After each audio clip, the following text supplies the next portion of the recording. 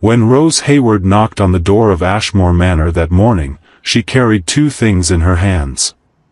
A suitcase, small, black, its corners worn. Everything a woman could own was inside it: 3 dresses, a few books, a handful of money. That morning she had emptied her room because she could not pay the rent. The landlord had been kind. He had not slammed the door in her face, he had simply not left it open. And a medal, threaded onto a thin chain, always around her neck, always beneath her shirt. The medal was cold, always cold, but Rose was used to it. She had been used to it for years. The door opened. Inside, everything was large.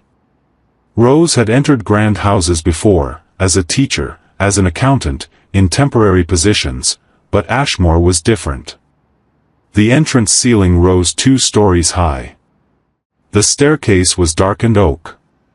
There were books everywhere, on shelves, on tables, on the arms of chairs. And there was dust everywhere, the dust of a good library, settled between pages, accumulated over years. Rose saw it, and something inside her stirred. Something familiar, warm, something that reminded her of her father's study. The maid made her wait. 10 minutes. 15. Then she let her in. Duke Silas Ashmore was at his desk. 38, perhaps 40. Dark-haired, disheveled, not deliberately, simply careless. His coat was fine but worn without attention. His desk was chaotic, papers and books and half-open files, yet there was an order within the chaos that Rose could feel. This man knew where everything was. He did not look up when Rose entered. "Sit," he said. Rose sat. The maid left, the door closed, and Silas was still looking at his papers. Rose waited, 10 seconds, 20, 30. Then she spoke, her voice steady. She had prepared this speech, rehearsed it in her head over and over while walking that morning. "I read and write Latin and French," she said. "History and geography. Accounting, 4 years of commercial record-keeping experience. Library organization and cataloging. I have references I can bring." Silas set his pen down. For the first time, he looked at her. His gaze was not evaluative, it was worse. It was indifferent, the kind of look that sees you without seeing you. "Ground floor," he said. "It needs washing. Brush and bucket are in the cupboard." Rose froze. Silas turned back to his papers. The conversation was over, at least for him. Rose remained there for a second, a fast and desperate calculation running through her mind. Other doors had closed, she had tried yesterday, the day before. Governess, teaching, accounting. Either the positions were filled, or they did not want a woman, or the offered wages would not even cover rent. Her suitcase stood by the door. She had nowhere to go that night. Rose stood up, took the brush and bucket from the cupboard, and knelt. She worked all morning. No one looked at her. Servants passed by with side glances, silent. Rose did not lift her head. She worked.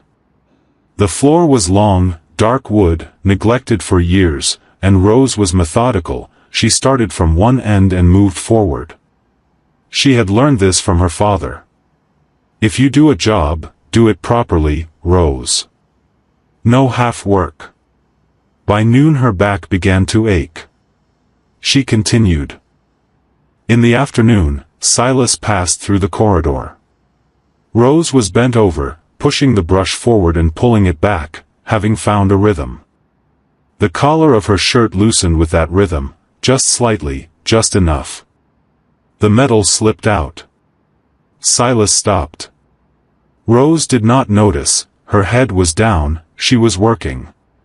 Silas looked. His gaze changed, the indifference vanished, and something else took its place, sharp and recognizing and unsettled. It was a silver medal, oval, finely engraved, with a raised crown and wreath, and beneath it, small letters. Silas recognized the medal. He knew which war, which regiment, the year it had been awarded. And he knew the list of the men who had earned it, because there had been a name on that list, a name Silas had carried for years, a name that appeared again and again in his brother's final letters. Rose lifted her head. Silas was already walking, his back turned, his steps even. Rose bent down again and continued. That night, Silas sat in his study. On his desk was an old box, wooden, locked, its key in the drawer. He opened it once or twice a year, never more.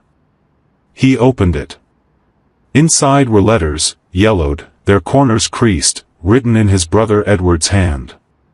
He went to the last one, the final letter, and read it as he always did, slowly, each word separately. There was a paragraph where he always stopped. Thomas saved me today, for the third time. I owe this man my life, Silas. If you ever see him or his family, tell them. I could not express my gratitude. But you can, in my name. Silas closed the letter and sat for a long time. Outside there was the sound of London, distant, dark, indifferent. In the morning he would call that woman to his study. He would ask. And whatever her answer was, what he had done today was wrong. He knew it. That woman had not come to wash floors, and Silas had not looked, because he had not wanted to look, because looking always led to something, and Silas avoided things that required action. The medal. Thomas Hayward's medal. Silas placed the letter on the table. Tomorrow, he said quietly, to himself. Tomorrow, I will correct it. Rose Hayward had carried many things in her life. She had carried responsibility, in her father's good days and bad. She had carried worry, when the money ran out, when work could not be found, when London's cruel arithmetic failed once again. She had carried pride, because sometimes pride was the only thing left, and at least it was light, it did not take space, it fit into a suitcase. And she had carried the medal. Every day. For 7 years. When her father, Thomas Hayward, returned home, Rose had been 12. He had returned, and that mattered, because many had not. To survive Waterloo was a miracle in itself, and Thomas knew it, and he was grateful for it. But surviving and returning whole were different things. Thomas's body had returned. The rest of him, part of it, had stayed behind. Rose understood this over time. As a child she simply noticed, sometimes her father woke in the middle of the night, sweating, his breath uneven. Sometimes he would stop during a meal, put down his fork, and stare at something Rose could not see. Sometimes crowded streets overwhelmed him and they would return home early, in silence, Rose swallowing her questions. But at other times, on the good days, Thomas Hayward was the best teacher in the world. He taught Rose Latin, French, history, not just history, but the people within it, why they made their decisions, what went right and what went wrong. He taught her accounting, ledgers and columns, how numbers could lie and how they could hide the truth. And at the beginning of everything he taught, he said this knowledge is yours. No one can take it. Rose carried that sentence alongside the medal. Thomas had died 2 years ago, quietly, on a November night, holding Rose's hand. It was not illness, or perhaps it was, but Rose thought differently. A war could kill a man in 10 years, slowly, from the inside. By dawn, everything was over. Rose had taken the medal from Thomas's neck and held it in her hand. It was cold, always cold, that medal never held human warmth. She had placed it around her own neck. She had never taken it off since. For 2 years after that, Rose had worked, teaching, accounting, library duties. London was large but ruthless. For women, finding work was twice as hard, finding good work, 4 times. Every door opened a little, then closed, either someone else had filled the position, or they wanted a man, or the offered wage was not enough to live on. Rose was mathematics, money came, money went, sometimes it balanced, most of the time it did not. That morning, it did not balance. The landlord was a good man, not harsh, not cruel, just realistic. 2 months accumulated, the third could not be paid, that was no longer business, that was kindness, and kindness had limits. Rose understood. She packed her suitcase, small and methodical, without emotion, because emotion slowed things down and the task had to be finished. She closed the door, walked down the stairs, stepped outside, and walked. She had heard of Ashmore Manor 2 days before. They were looking for a librarian, or a governess, or both. The rumors shifted. Duke Silas Ashmore was one of the wealthiest men in London, unmarried, no children, his estate vast and visibly understaffed. Rose went to the door that morning prepared. Being prepared, she had learned that from her father too. When you enter a room, know what you want from that room. Know what you can offer. And know what you will take when you leave. Rose knew what she wanted: work, a reasonable wage, a roof. She knew what she could offer. She had listed everything while walking to the door: Latin, French, history, accounting, cataloging, correspondence management, child education. What she would take when she left, she did not yet know. Silas Ashmore did not listen to her. This did not entirely surprise Rose, but it was something she had not prepared for. She had prepared to be rejected, to be questioned, for a dismissive look, a hesitation, a "we will call you." But not being listened to, that was different. She was speaking while the man looked at his papers, and the papers were more interesting. Everything she had built over years, everything her father had taught her, every hour spent in that small room among books, all of it was enough, yet not even worth listening to across that desk. Rose finished speaking. Silas set his pen down, looked, and said, "The ground floor is waiting to be washed." In that moment, Rose felt many things. She felt anger first, sharp, real. Was it contempt, disregard, or simply the way a duke looked at a woman? Then she felt exhaustion, deep and bone level. For 2 years she had been knocking on doors, preparing, presenting, waiting. And now she was here, in one of the largest rooms of one of London's grandest houses, being told to scrub floors. Then came calculation, cold, practical, pushing emotion aside. Where would she be tonight? Her suitcase was at her feet. The money would not last 3 weeks.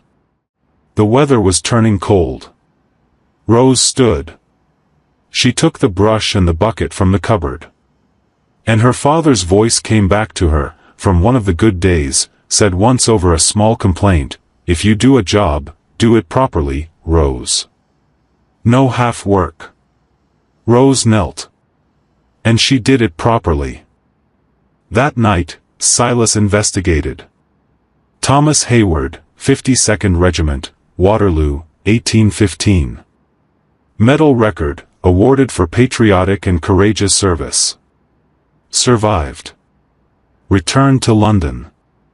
Later records: small accounting work, private tutoring, irregular income. 1845, death record. 1 daughter left behind. Silas closed the file, opened the box, took Edward's letters, found the last one, and read the paragraph he always read. "Thomas saved me today." For the 3rd time. He extinguished the candle and sat in the dark. "Tomorrow," he said, this time not to himself, but to Edward, as always, without admitting it, without letting anyone hear. "Tomorrow, I will correct it." At 8 in the morning, Rose was sitting in the kitchen. Not with the servants, their table was full, crowded. Rose had taken the small stool by the window and held her tea in both hands.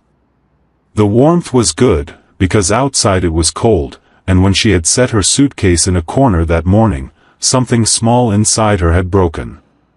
She had not acknowledged it yet. But the warmth of the tea was real, and sometimes real things were enough. Mrs. Holt, the head housekeeper, in her 60s, with the kind of gaze that weighed everything, approached her. "The Duke wants you," she said. "In the study." Rose set her tea down. "Now?" "Now." The study looked different from yesterday. Perhaps it was the morning light, perhaps Rose had been too tense to see it properly before, but now she saw, books from wall to wall, files stacked near the window, that organized chaos on the desk, and beneath everything an order she could feel. Silas was at his desk. This time, he looked at her. Rose entered, closed the door, and stood in front of the desk. Silas waited a second, then spoke. "Sit." Rose sat. Silas looked at the papers on his desk, but this time they were not an excuse, it seemed he simply needed somewhere to place his hands. Then he asked, "What is your father's name?" Rose had not expected that question. She had prepared for an apology perhaps, or another task, perhaps a repetition of yesterday on a different floor. But this specific question was not one she had prepared for. "Thomas," she said. "Thomas Hayward." Silas's face did not change, but something shifted around his eyes, very small, very quick. "The regiment?" he asked. "Waterloo?" Rose froze. "Yes," she said, her voice steady but with a question inside it. Silas stood up. Rose would learn this habit of his over time. When he had to say something difficult, he stood and walked to the window, as if remaining still made the words harder to manage. He went to the window and looked outside. "My brother was Edward Ashmore," he said. "Same regiment. Same war." Rose said nothing. Silas continued, his voice steady but with something living beneath it, something carried for years, unopened for years. "Your father's name appears in my brother's letters," he said. "Repeatedly. Until the last one." Rose's hands rested in her lap. She did not move them. "What did he write?" she asked, her voice quieter than she expected. Silas turned. "Thomas Hayward saved my brother 3 times, he said. My brother wrote that. And he died without expressing his gratitude." The room was silent. From outside came the sound of horses, distant and mixed, reminding that life continued. Rose touched the metal, reflex, as always, through the fabric of her shirt. Silas saw it. "I saw it yesterday," he said. "In the corridor." Rose nodded. "I know." Silas returned to his desk and sat, placing his hands flat on the table. "I will say something," he said. "And I should have said it yesterday, when you entered this room. But I did not." Rose waited. "I did not listen to you yesterday," Silas said. "I apologize for that, not for the floor.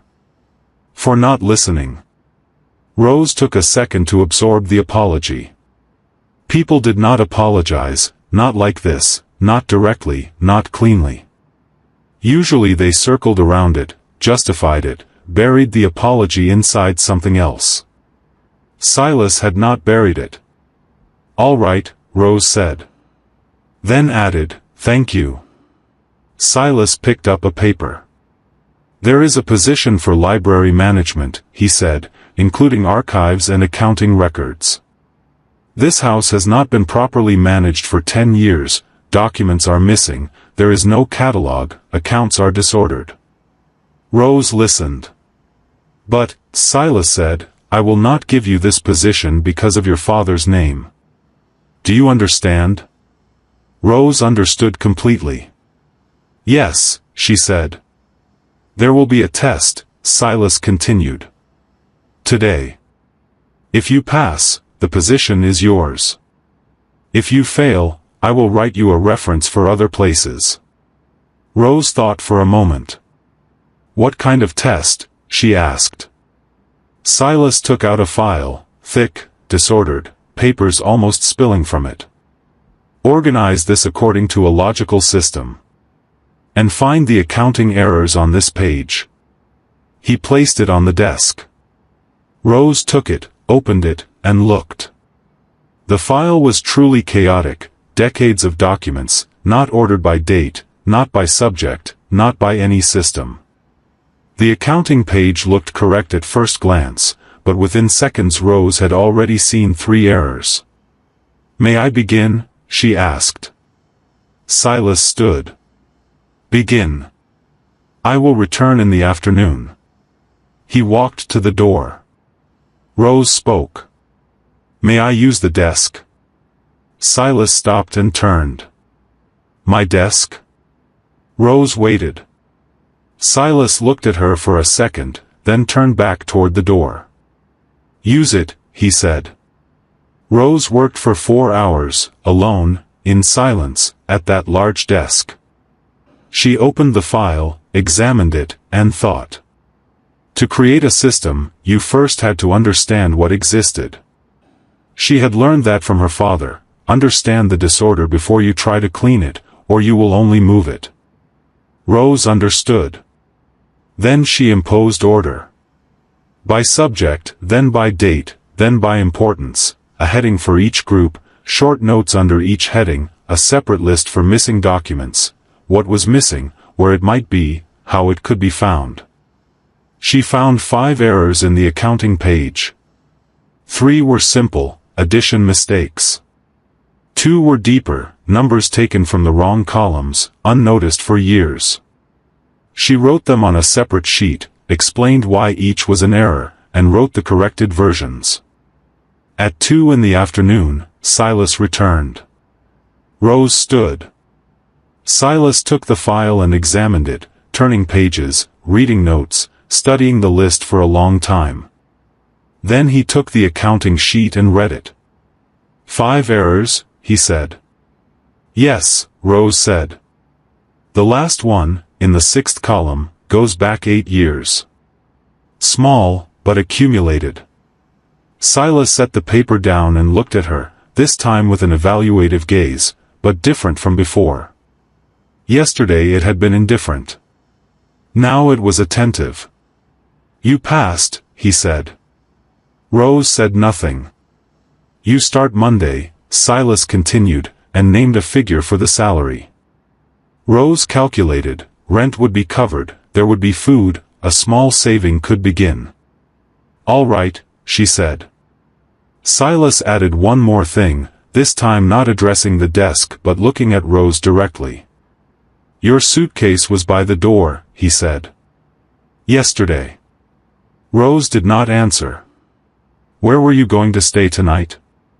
Rose paused.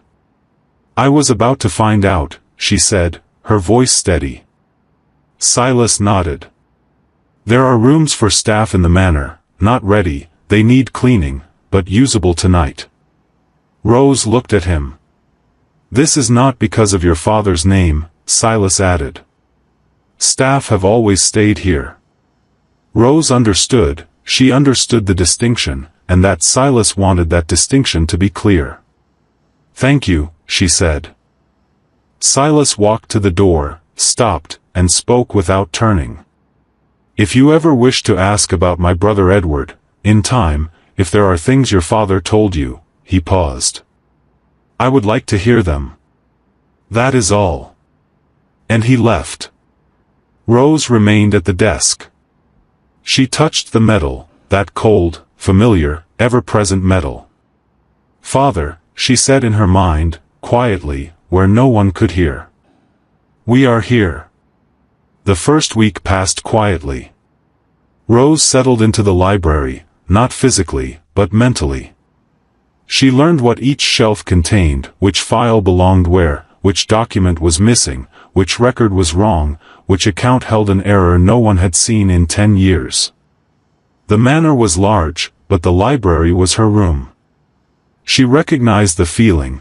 It was her father's study, the smell of books, the sound of paper, that strange piece of getting lost and found within a system.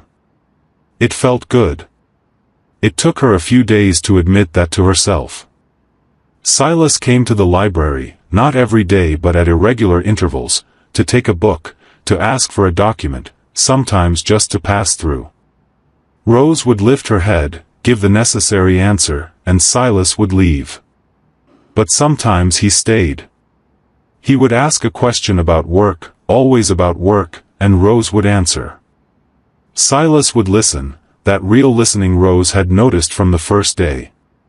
This man truly listened. He did not act as if he already knew the answer. He did not prepare his next question while she spoke. He simply listened. That was unusual. And unusual things made Rose cautious. On Wednesday of the second week, the former accountant arrived. His name was Graves, Edmund Graves, middle-aged, well-dressed, pleasant. When he entered, he greeted Mrs. Holt like an old friend and joked with the servants. Rose watched him from the library. She felt something, difficult to describe, impossible to explain logically, but real. That evening she went to the study. "Your former accountant came," she said. "Graves." Silas looked at her. "Why?" "I don't know," Rose said. "But he asked about the library, which rooms I enter, what I am working on." Silas said nothing, but his hands tightened slightly on the desk, briefly. "Continue," he said.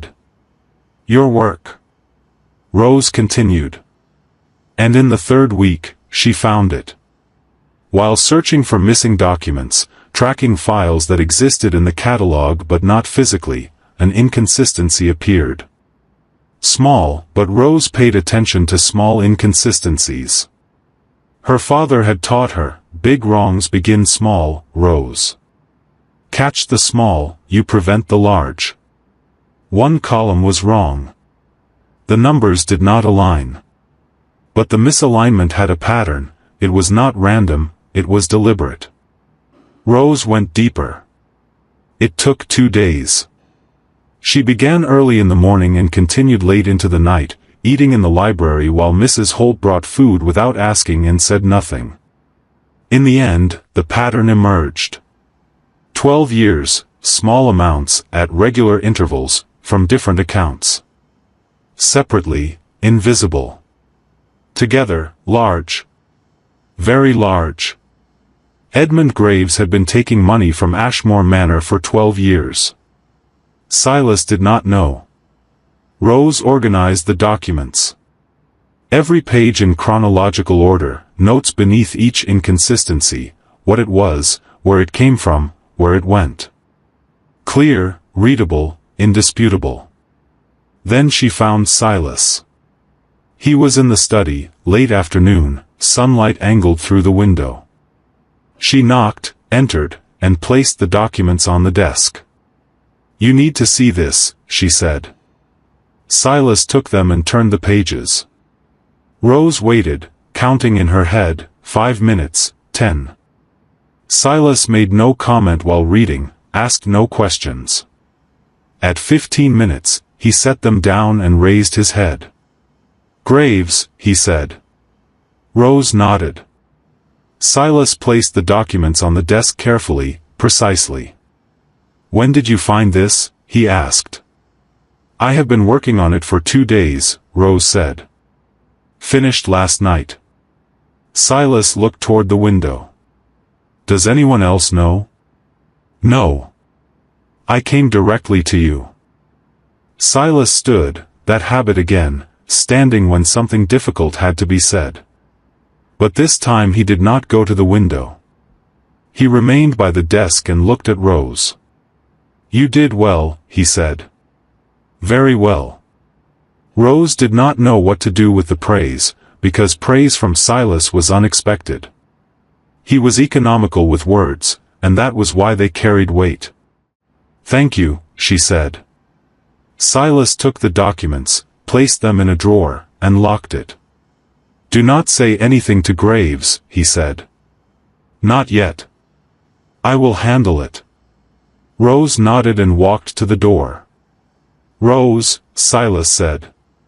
She stopped. "Be careful. Graves has connections in this house. And he has much to lose." Rose turned and looked at him. "I understand," she said. Silas nodded. Rose left. That night she was working late in the library. A candle burned, the house was quiet, the staff had retired, and Silas was likely in his study. She heard footsteps, heavy, coming down the corridor, approaching the door. The door opened. Graves entered. He was not alone, someone else was behind him, younger, larger, unfamiliar. Rose stood, the pen still in her hand. Graves smiled, that familiar, friendly, entirely false smile. "Working late, Miss Hayward," he said. Rose said nothing. Graves stepped inside, slowly, comfortably, as if it were his own house. "I was thinking about the documents," he said. "The ones you found. Would you give them to me?" "Which documents?" Rose asked. Graves smiled. "This game is tiring." He stepped closer. "Will you give them?" "My friend is asking as well." The man behind him stepped forward. Rose moved around the desk and drew closer to the back corner of the library, instinct, to gain space. But the room was large and there were two men. Graves continued speaking, his voice remaining gentle. Men like him stayed gentle until the end. "I don't want to harm anyone," he said. "Just the documents. Then I leave," you continue, "no one knows anything." Rose did not answer. Because the door opened. When Silas entered, the room froze, everyone exactly where they stood, no one moving, 1 second of complete stillness. Silas saw the situation, took it in quickly and efficiently and without a word. Then he looked at Graves. His voice was low, not threatening but worse, completely calm, completely certain, leaving no space for negotiation. "Leave." Graves' smile vanished. "Silas," he said. "We were just, leave," Silas said. "I will not repeat it." The man behind Graves looked at him. Graves calculated, Rose saw it in his eyes, that quick, cold calculation. Then he turned. They both left. The door closed. Silence remained. Rose stood by the desk, her hands trembling, she could feel it but could not stop it. That was how adrenaline worked, sometimes the body made its own decisions. Silas turned to her. "Are you all right?" he asked. "Yes," Rose said, her voice coming out steady, though not as steady as she intended. Silas stepped closer, not too close, but present, at that distance, with that certainty. "Sit," he said, quiet and calm. Rose sat. Silas went to a small table in the corner of the library, found water, found a glass, and brought it. Rose took it and drank. Silas sat across from her and waited. Rose finished the water. "Were you following me?" she asked. Silas answered as he always did, honestly. "I learned Graves came this evening," he said. "I came to warn you." "I was late." Rose nodded. "The documents are safe," she said. "I made copies. Stored them in different places." Silas looked at her. "When?" "Last night," Rose said. "After I found you." Silas paused for a second. "You thought this might happen?" Rose shrugged.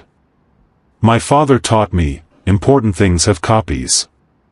Always." Silas looked at her with that attentive, seeing gaze. Then he said something unexpected, unprepared, completely outside his usual economy of words. "If my brother had known you," he said, "as he knew your father, he would have been very pleased." Rose took the sentence and let it settle inside her. Her eyes filled, she could not stop it and did not want to. Some things were not meant to be held back. "Thank you," she said, her voice quiet but real. Silas nodded and stood. "Tomorrow, we go to the prosecutor," he said. "With the documents." "Together." Rose looked at him. "Together?" Silas walked to the door. "Together," he said. And left. Rose remained in the library. She touched the metal, that cold, familiar, ever-present metal. She felt something, not exactly her father's presence, but something different. A continuity. Thomas Hayward had saved Edward Ashmore. And now Edward's brother had stood at the door for Rose Hayward. A circle was closing, quietly, without anyone noticing. But it was closing. The prosecutor received them on Friday morning. Rose had prepared her documents carefully, every page numbered, every inconsistency explained, the chronology clear. Silas stood beside her. He did not speak much. Rose spoke. She explained the documents, the system, the numbers. The prosecutor listened. At the end, he removed his glasses, placed them on the desk, and looked at Rose. "Who did you say you are?" he asked. "Library manager of Ashmore Manor," Rose said. The prosecutor looked at Silas. Silas nodded. "Yes," he said. "She is." Graves was arrested 2 weeks later. Quietly, London handled such things quietly. Large names and large cases entered the courts through back doors. It was not in the newspapers immediately, though rumors spread, as they always did. The manor continued. Rose continued. One Tuesday afternoon, Silas came to the library. He held a small wooden box, locked. Rose recognized it. She had seen it before in the study. He placed it on the desk. "Sit," he said. Rose sat. Silas sat as well, across from her, placing the box between them. "Edward's letters," he said. "I did not show you all of them.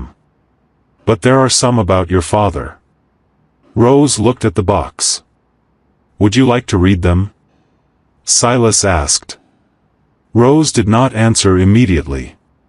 She thought, truly thought, because the question was not small.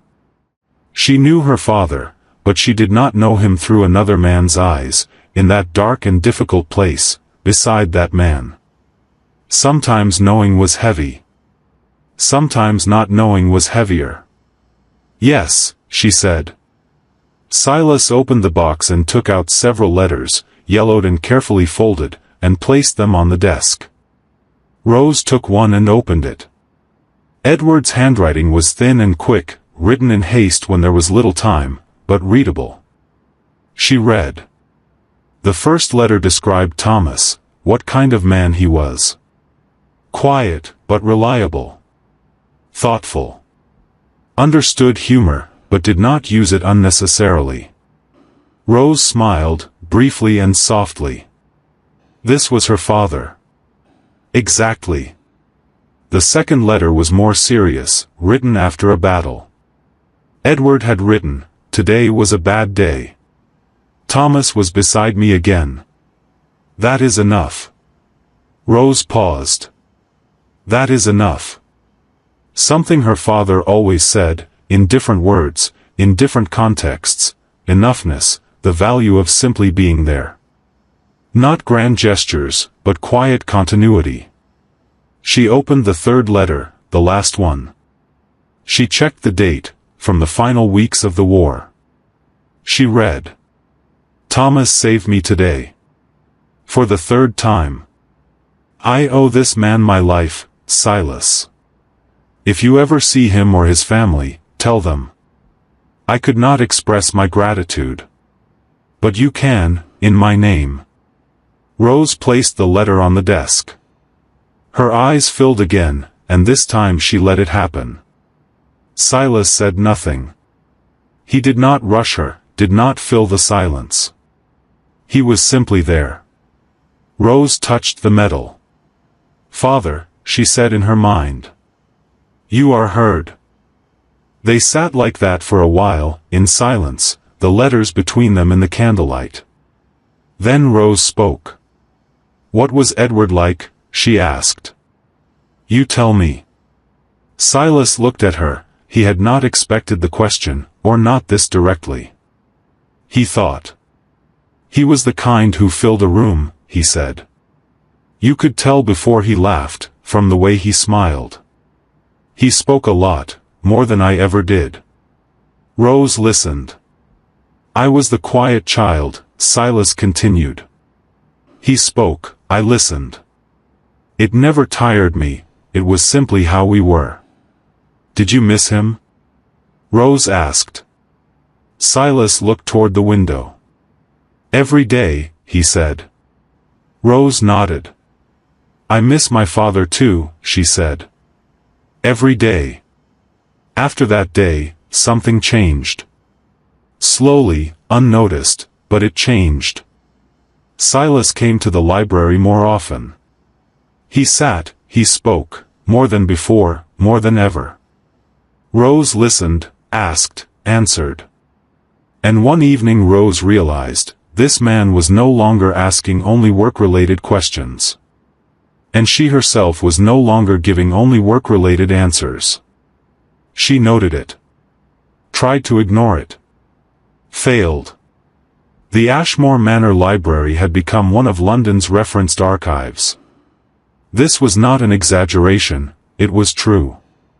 A few scholars had come, a historical society had made a request, a law office had sought consultation. Rose received them all, explained her system, showed the records, answered questions. Silas sat in every meeting. He spoke if needed. Usually, he only listened. One day a scholar asked, an older man, curious, deeply immersed in London's history, who established this archive? Rose answered. "I did," she said. The scholar was surprised. "Did you? On your own?" Rose thought for a second. "No," she said at last. "Not on my own." That evening, Silas came to the library.